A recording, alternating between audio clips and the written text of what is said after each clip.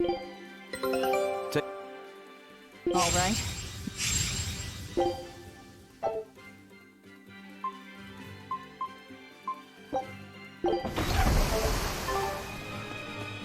Not good.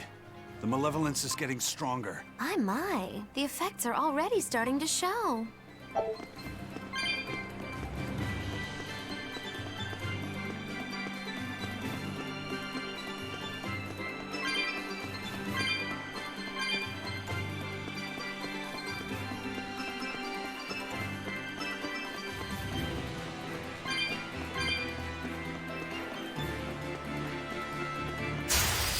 We will need to be extremely wary.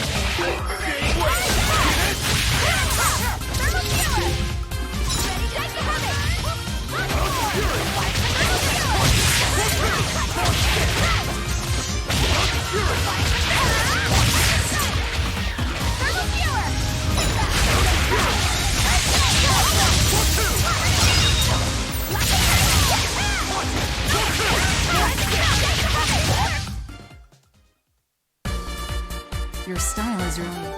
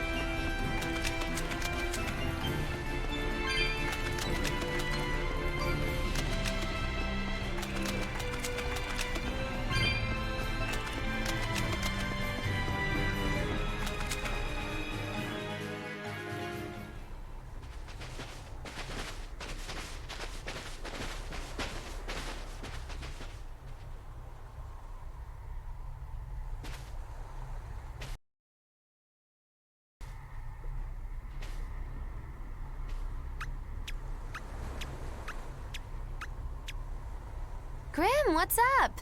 Did you come to share something else you found in that book? Not quite. I'm afraid the malevolence has grown too dense for me to hole up at the inn reading. Malevolence?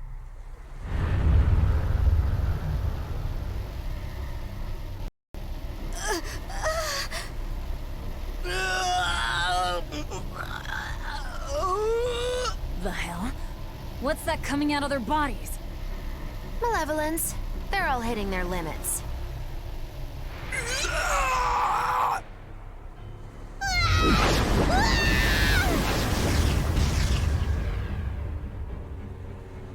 Demon Blight!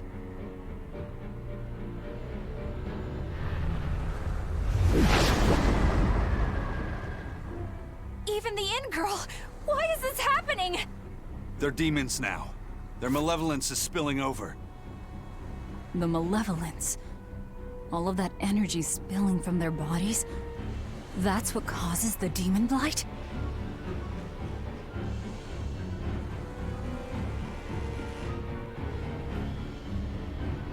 Do you know what demon blight really is? What demons are?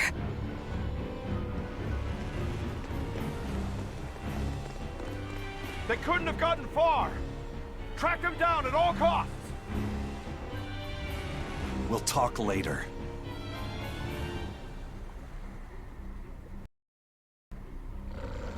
The exorcists are going to have their hands full with these demons.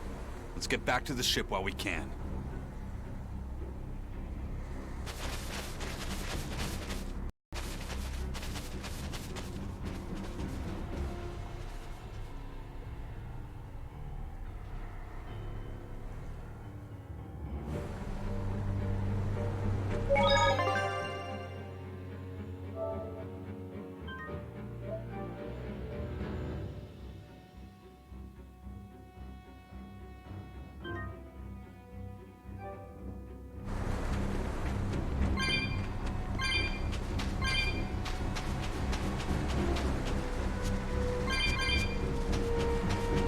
Here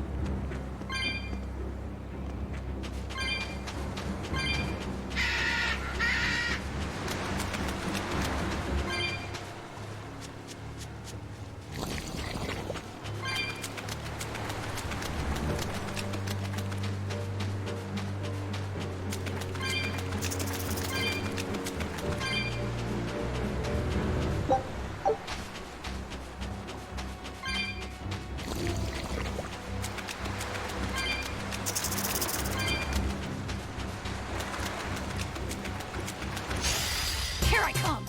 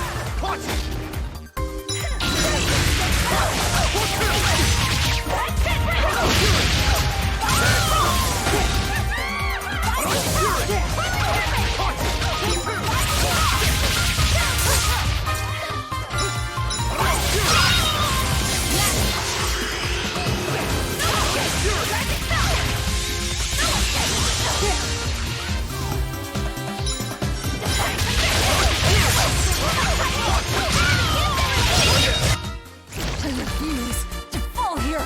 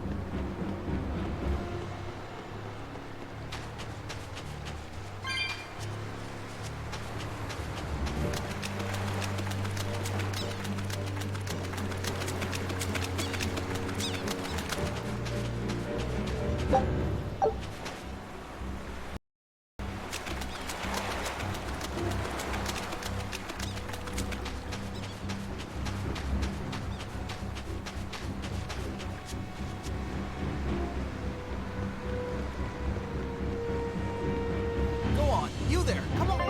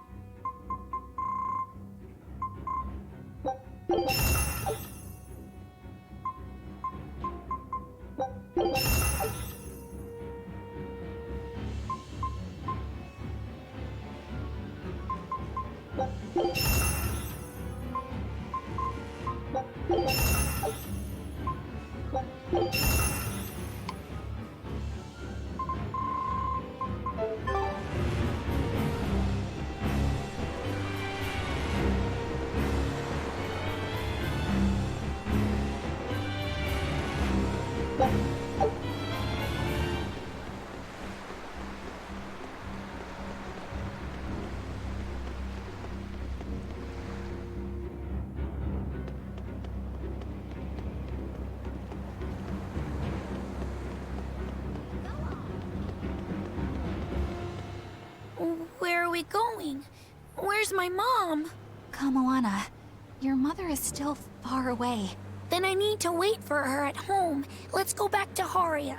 Scary demons are running through the village. It's too dangerous there now. But I want to see my mom. Your mom would be sad if you got hurt by a demon. Come with us, and we'll keep you safe until she comes back. Okay, I'll go with you. I wouldn't want Mom to be sad.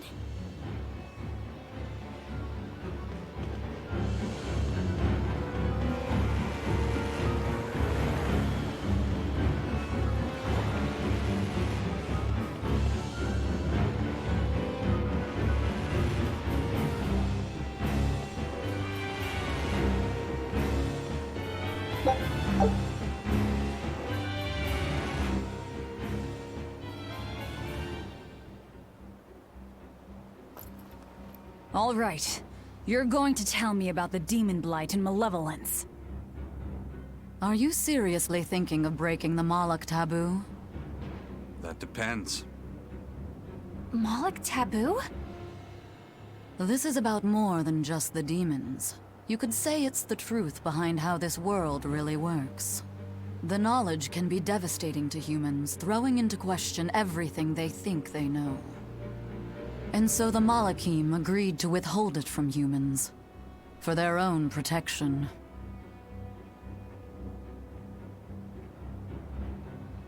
Do you still want to know? It's not like I'm a human anymore. I can't keep lying to myself. I can't go on unless I know the truth. You asked for it.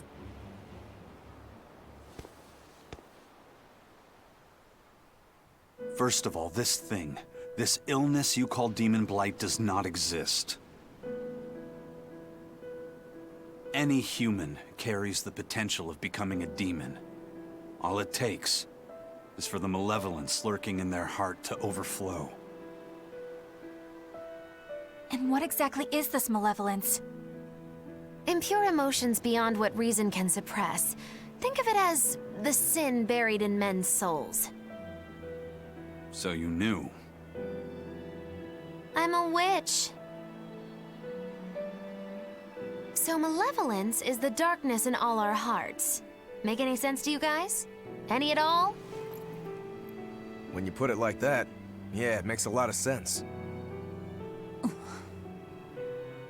By nature, humans are incited by negative energy. It is easy to turn them towards impurity, creating malevolence.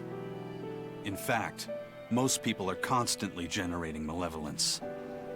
It might even be possible that demons are people's true selves, and what little reason they possess is all that keeps them in human form. If the masses realize this, the realm would be thrown into utter chaos. That's why the Abbey propagates the lie of demon blight. So I presume. That can't be true! You know yourselves there weren't any demons before the opening!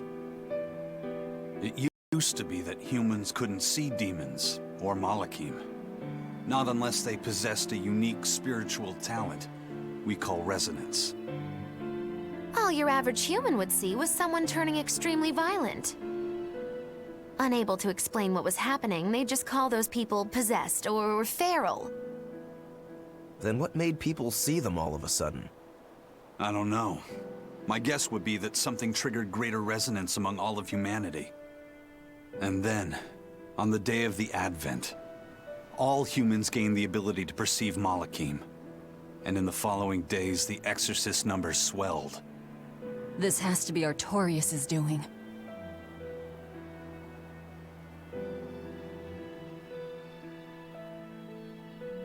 But if there's no sickness, why would an entire village turn into demons at the same time? 8-headed is the lord of the land, with 7 mouths to devour malevolence. Humans produce malevolence, which Therians consume and transmit to Innominat. But when we removed Kamawana from the Earth Pulse point... Clever boy. That's right. With no Therian to absorb their malevolence, the villagers could no longer contain it. So you're saying it's all my fault?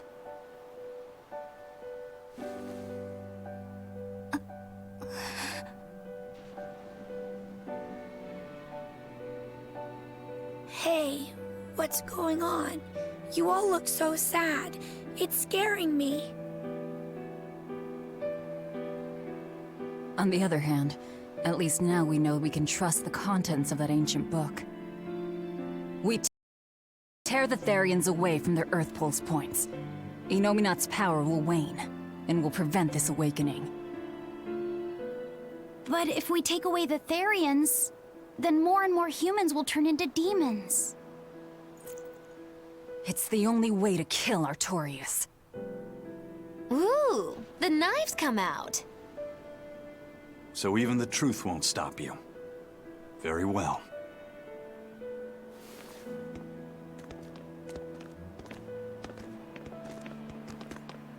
Since each Therian looks different, we'll only find them by capturing the Earth Pulse points one by one. What separates humans and demons?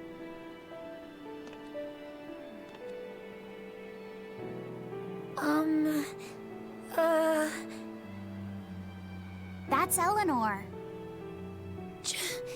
Cheer up, Eleanor. Your mommy's looking over you too, you know.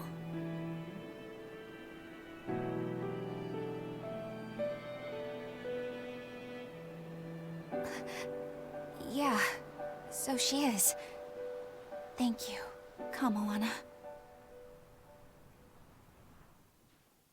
Grimoire, I want you to tell me more about what you said earlier. About malevolence? I told you, the subject is taboo. I understand that human emotions create a poison called malevolence that turns people into demons. Is there no way to stop malevolence from being created? As long as humans remain human, no. Malevolence is born of emotion, you see. But your kind must have found a way around it. Malachim experience emotions too. But Malachim do not produce malevolence, unlike humans. That's a lie. I've watched a Malak turn into a demon. That only happens when we are exposed to too much external malevolence. True. The island was full of prisoners and demons.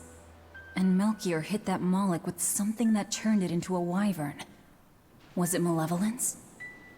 To Malachim, malevolence is a powerful toxin. We seek those of purity to serve as vessels to protect us from it. It is not a perfect solution, however. If the vessel is corrupted, the Moloch is as well.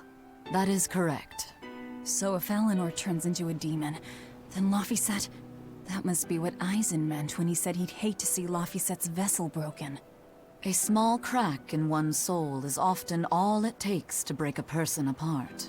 So try not to pick on our squeaky clean exorcist too much, hmm? Thanks for the warning.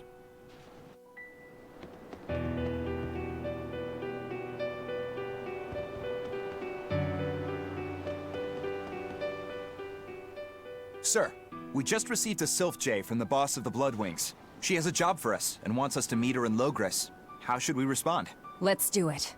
Besides, we need to see if that demon in the villa was actually a Therian. Good point. And the Bloodwings might know something about the other Therians, too. We're heading for Logres. Prepare to set sail. Ready anytime!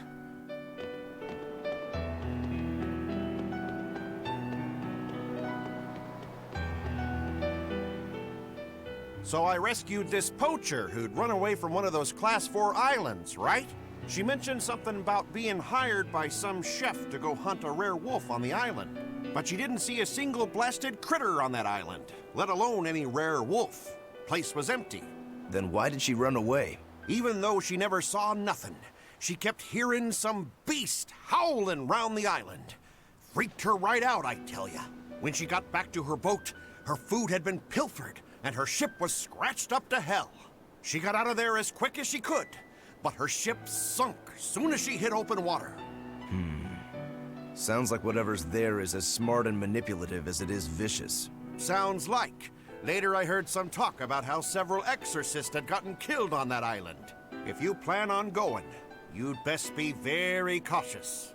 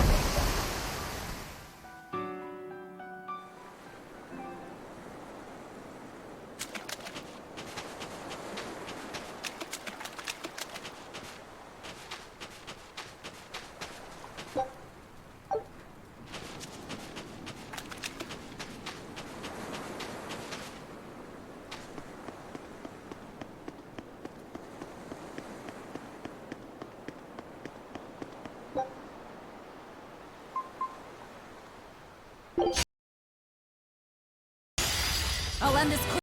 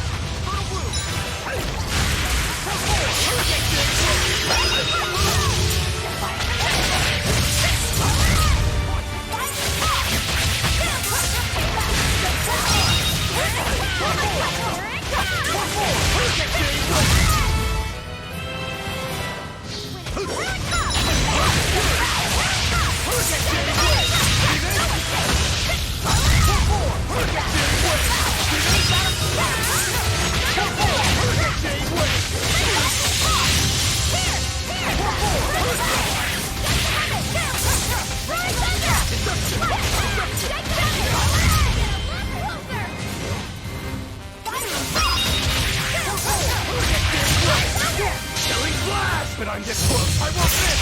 Form zero. Thunder. Form four.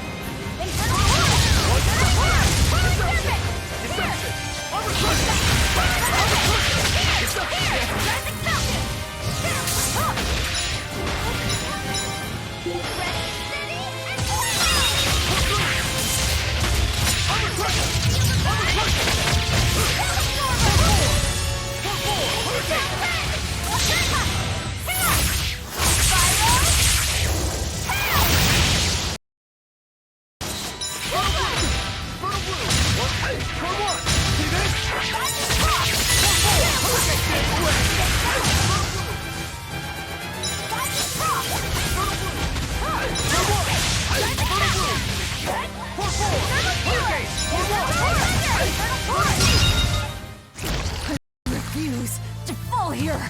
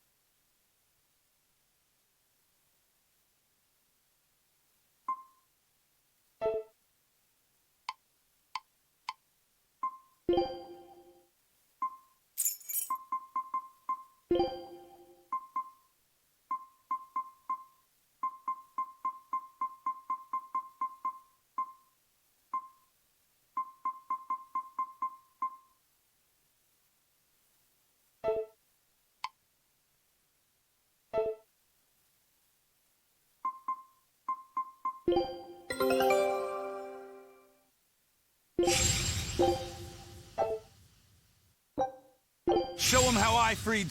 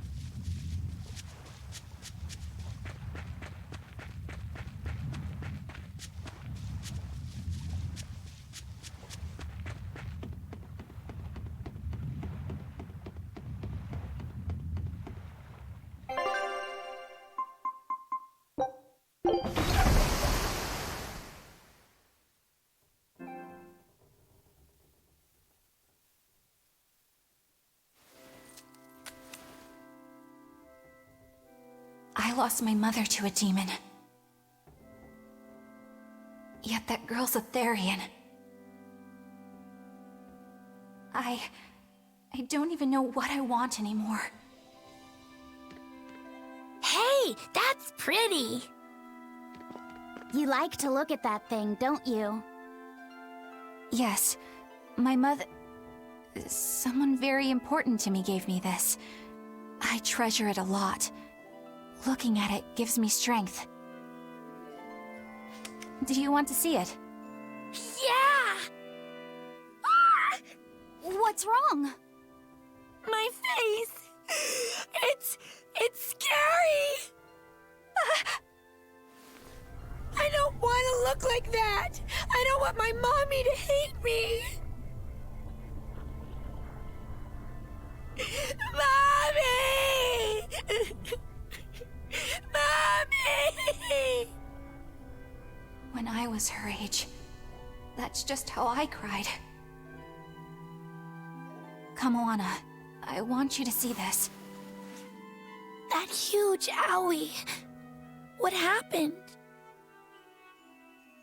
It's big and ugly, isn't it? There are scary things about my body, too. But do you think I'm scary, Kamoana? No, not at all. But are you alright? Does that hurt? Thanks, sweetie. I'm alright, I promise. What about me? Do you think I'm scary? You're such a sweetheart, Kamoana. Nobody could ever be scared of you. Not me, not your mother, not Laphicet. You don't have to cry anymore. It'll be okay. I promise. Okay. That scar, was it from a demon? Yeah. They attacked my village when I was a girl. I was so hurt I couldn't move. But my mother lured them away from me so I could survive. What happened to her? The last thing she said to me was, "Stay strong and keep living." Oh. Come to the deck. Grimoire says she's learned something from the book. Hey, why's your face so red? It's nothing. Somehow, I doubt that. It's nothing, I swear.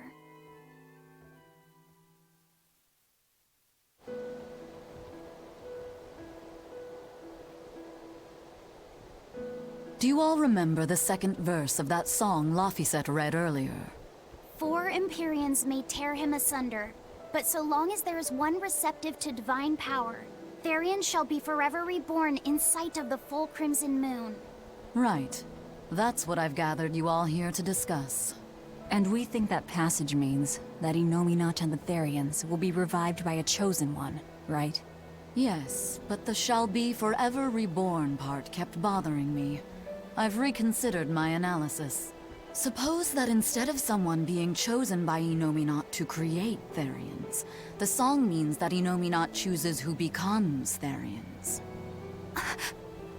But so long as there is one receptive to divine power, Therians shall be forever reborn. What do you think that could mean?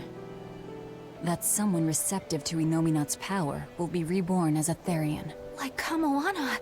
Which is to say that the Abbey figured out how to turn people into Therians, and then got right to work. That's... Are you really that surprised? Artorias has always been one to prioritize the many over the individual, as I well know. Another thing to consider is this wording about Therians being forever reborn.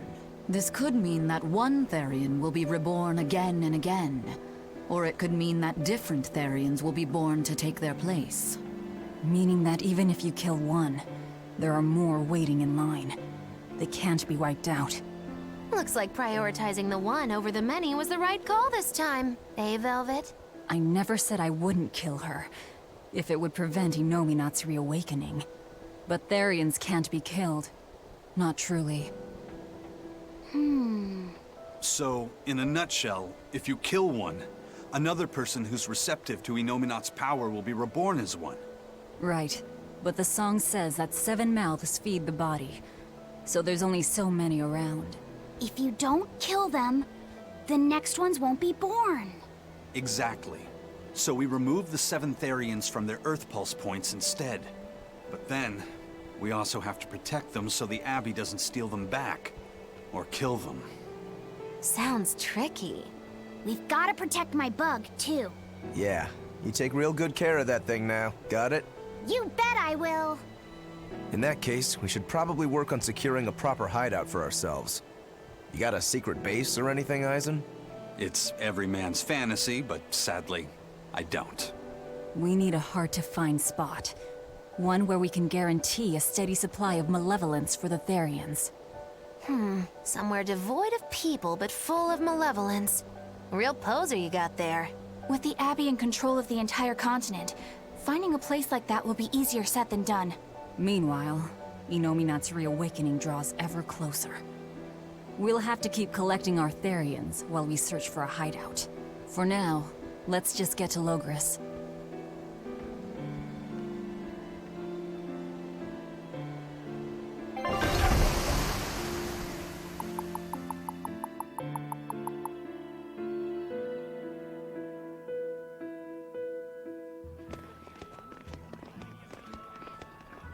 Hey, old man! Give me all the water and food you got! Wait your turn, moron! I was drifting out at sea for 3 days! Almost died out there! Well, poor you! You probably deserved it! Say that again, wise ass! I dare ya! Shut up, both of you! No one's getting anything until you pay me what you owe first. Are they gonna be okay? Don't pay them any mind. Sailors are just a short-tempered bunch, that's all. Huh? The hell are you doing? What's going on? They've jacked up the price to dock our ship here. Oh yeah? Some real balls you've got there, buddy. If you lot want to moor here, that's the price you're gonna pay. Look, pirates are a liability to begin with, but calling your crew infamous these days would be putting it lightly. The more wanted you are, the more it's gonna cost to hide you. Capiche? Hard to argue there. Benwick, just pay the man what he wants. Yes, sir. You're such pushovers. You and the captain both. I knew I could count on you to come through, Eisen. Pleasure doing business with you. Looks like I'm causing you trouble. It comes with the job. Don't sweat it. Some sailors just have longer tempers than others. Noted.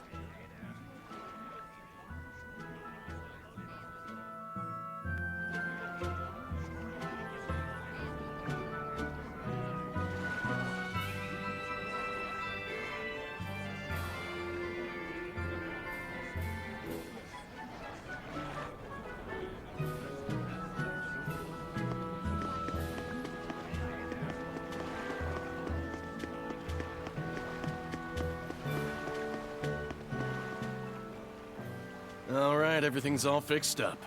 Now to polish this ship from top to bottom. You really throw your back into your work, don't you? Why shouldn't I? The Von Eltia is our pride and joy, our weapon. And most importantly, our home. I'm sure you've heard this before, but she's one odd-looking ship.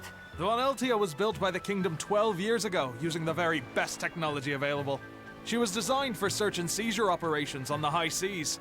Apparently, her unusual design comes from an engineer who is familiar with technology from the far continent. But on her maiden voyage, a string of mysterious accidents took the lives of the captain, then the second, and then the third in command. People thought the ship was bad luck. She was about to be scrapped when Captain Eifried came and snatched her for himself. If the ship was bad luck, why did Eifried want it? Well, I'm sure part of it was that he wanted a sturdy ship, capable of reaching the far continent. But when I asked him why, he said, "She looks interesting." She's too interesting if you ask me. We've been chased by storms, struck by icebergs, attacked by a giant whale. You name it. 3 years ago when the first mate arrived, it all made sense. To think we'd been haunted by a Reaper the whole time. Oh, come on. Don't go blaming the captain and the first mate for every bad thing that happens. I bet you're all just frustrated because you're forced to go where they tell you. None of us are forced to be here. We're here because we choose to be here. And we do so fully knowing what sort of men the captain and the first mate are. Anyone can leave the crew whenever they like. We're free pirates, each of us, here because we want to be. Some of us love adventure, some are looking to test their fate, and some are just searching for a good place to die. We're a ragtag bunch of rogues, that's for sure. But not a one of us has died carrying regret or resentment. So we're glad to help out you and yours. But you'd best not forget what we stand for. I won't. They're quite the crew, aren't they? Were all those accidents truly caused by your power? Yeah. I've been searching far and wide for a way to lift the Reaper's curse. But when I couldn't find a single thread to follow on this continent, I turned my eyes to the other side of the ocean. And that's why you boarded this ship. And a fine ship she is. The Von Eltia was built from 1,000-year-old wood, you know. Before I found my coin, she was my vessel. But then the accidents came. And then Ifrid stole the ship. Did he know you were on board? Definitely. He had pretty solid resonance going for him. Although at first, I think he assumed I was just a dour-eyed lubber worthy of little notice.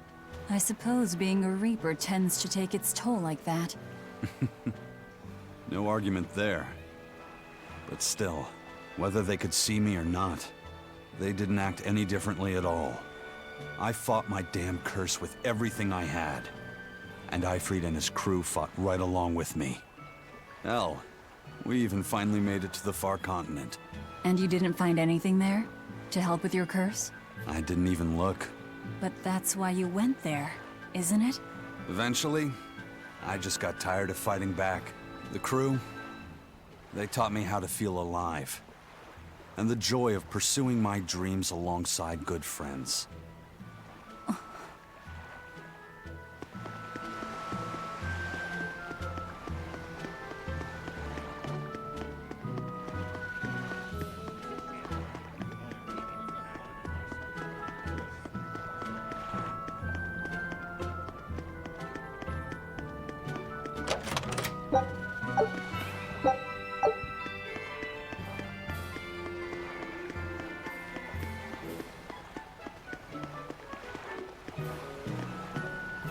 Just when are we gonna be allowed free access through Vortigern? Having to go all the way around it every time is far too inconvenient. If they insist on building a big gate over the sea, the least they can do is let honest folk through it. I get why you're upset, but maybe they just haven't been able to devote the resources to fix it after those savage demons wrecked the place. Look, those demons who attacked Helavis are still on the loose, aren't they? Yep. Standing right here. From what I heard, the demons who wrecked Vortigern were the same ones that killed the High Priest. What? No way. Wait a minute. The High Priest was killed? Yeah. The official story is that he's injured or sick or something, but I heard differently. Then no wonder they haven't had time for Vortigern. I hope the Abbey finds those demons quick. Those monsters need to pay for what they did. Looks like our infamy is growing by the day. Maybe they've even put a bounty on us by now. They keep embellishing our escapades, though. I'm honestly a little hurt they're calling us monsters. The more they embellish, the easier it is for us to get around. Confusion and panic will only help us.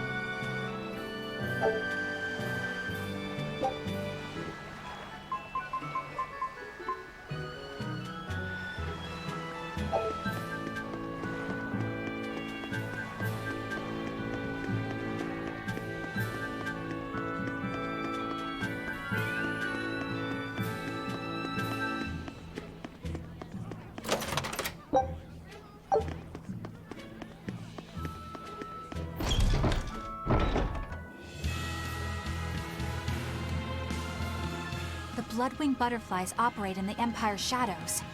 Not even the Abbey knows their full scope beyond whispers and rumor. And you all have a connection to them, don't you? Dark and interconnected is the underworld. We've heard voices in the shadows, glimpsed faces behind paper-thin masks. The attack on High Priest Gideon. Was that at their behest? Yeah, the Bloodwings asked us to take him out. We did it in exchange for information that could lead us to Artorias. Information? You would assassinate a man for mere information? Yes. Information on the shepherd who rules the world. Not a bad deal if you ask me. We just work with them when our interests align. Nothing more. That's the kind of thin justification I'd expect to hear from them, too. But the Bloodwings were acting upon knowledge that the High Priest was harming the people of the city. You're right. The incident with the nectar was the Church's failing. And it seems that the Bloodwing Butterfly Network goes further and deeper than we had thought.